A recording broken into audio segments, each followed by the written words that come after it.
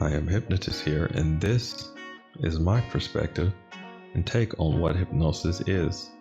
So, what exactly is hypnosis?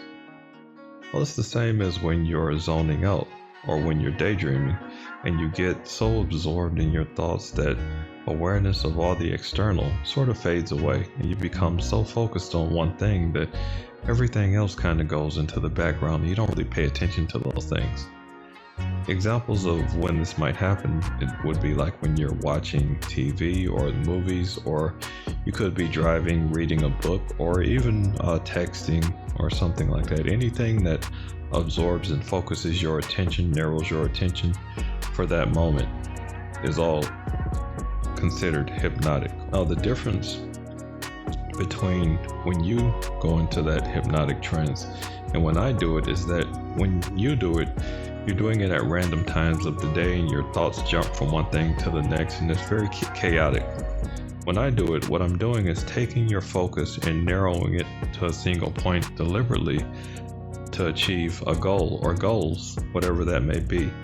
Now, if we're talking hypnotherapy, that goal could be losing weight, it could be quitting smoking or dealing with a trauma or getting rid of a phobia.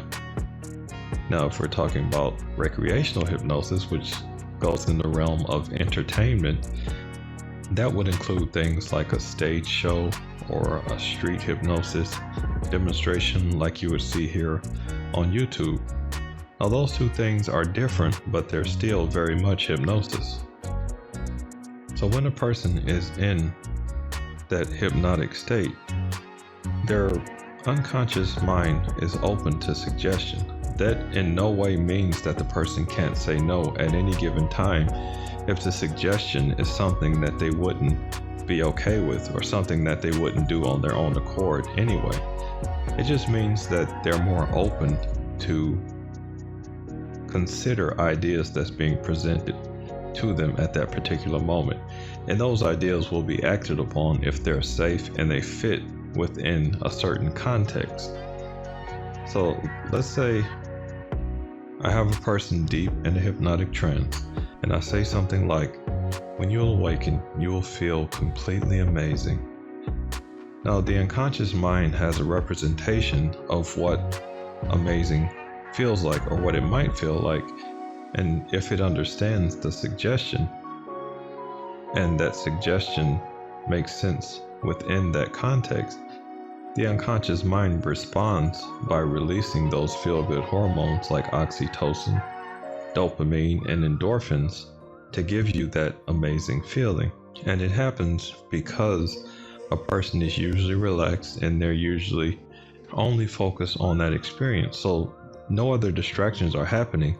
Only what you're communicating to the person is being heard by the unconscious mind, and it decides whether or not it's going to respond to those suggestions within those moments.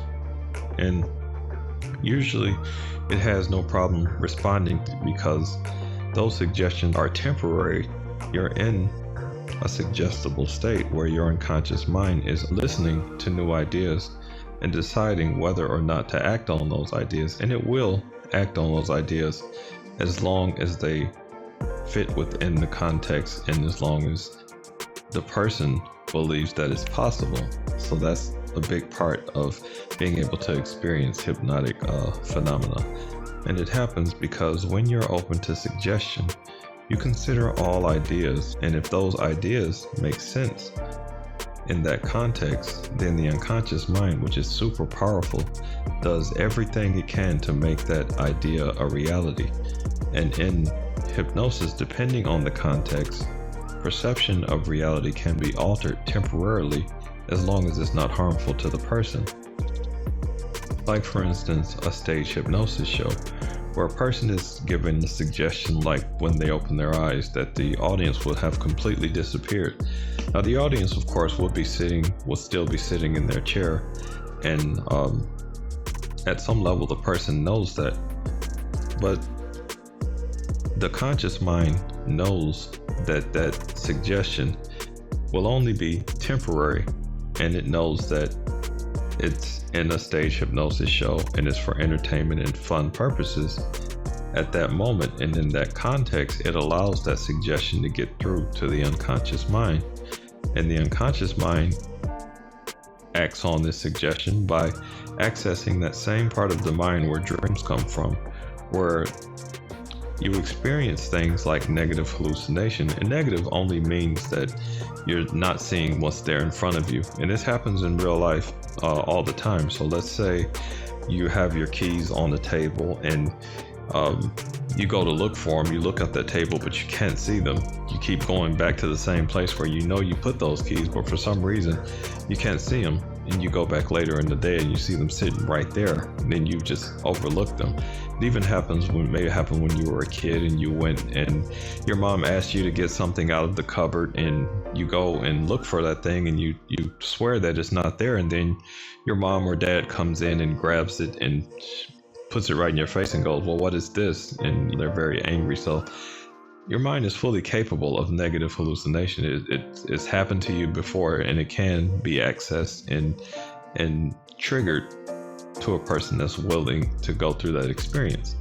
That only happens as a part of a series of suggestions. So as a hypnotist, I would never start off with suggestions like hallucination or negative hallucination. I would more than likely start with something that's easier to follow, like amnesia, for instance, or feeling something that is not there. Let's say you're in a climate-controlled room, and I give you the suggestion that the room is getting very hot.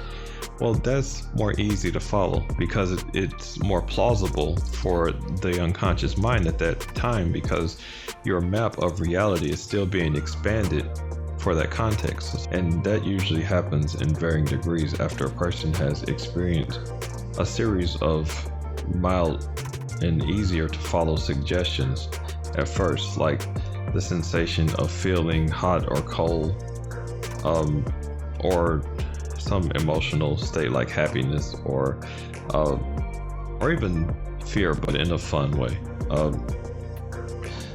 Then it would be something like amnesia, like forgetting names or numbers, which is processes that happen even when you're not in a hypnotic state. So let's say you see someone that you haven't seen in a while. You know their name. It's right on the tip of your tongue. Like you're almost where you could say it, but for some reason you just can't remember that name. Well, that process exists. Like you've already experienced that. So what you're doing in a hypnotic state is that we're giving you that experience, but it would be something like you would forget your own name or forget certain numbers or things like that. We're playing around with your perceptions and stuff.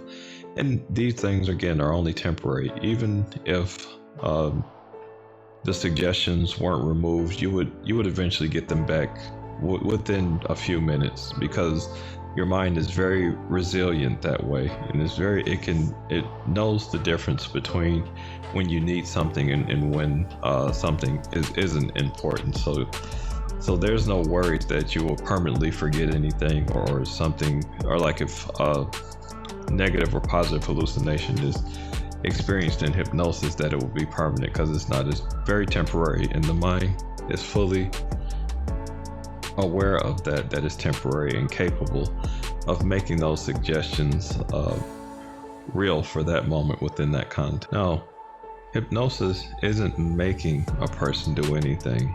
It's just asking a person to consider something again.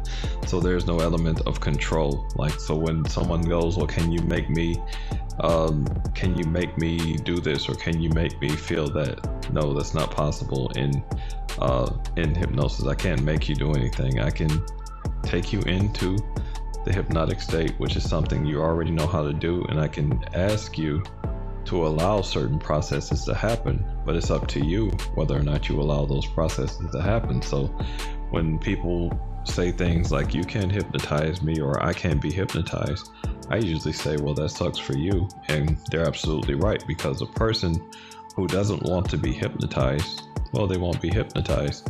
And for me, it's not my job to hypnotize you. It's my job to show you what hypnosis is, but it's your job to allow the process to happen, and I can guide you there. And if you allow me to guide you there, then you're fully capable of experiencing the hypnotic processes and hypnotic phenomenon or effects or any of those amazing things that you see on TV. It's not the exaggerated stuff that you see in movies, but stuff that's more within reason. If you like this video or you decide to subscribe to this channel, then that would be appreciated as well. And I would love to hear from you guys. Sorry ladies, but I am taking. My girlfriend goes by Artemis here on vrchat, and we're in a very happy and healthy relationship. But that being said, I am still training a great group of hypnotists, so maybe some of you might meet them at some point. And I'll see you guys. Peace.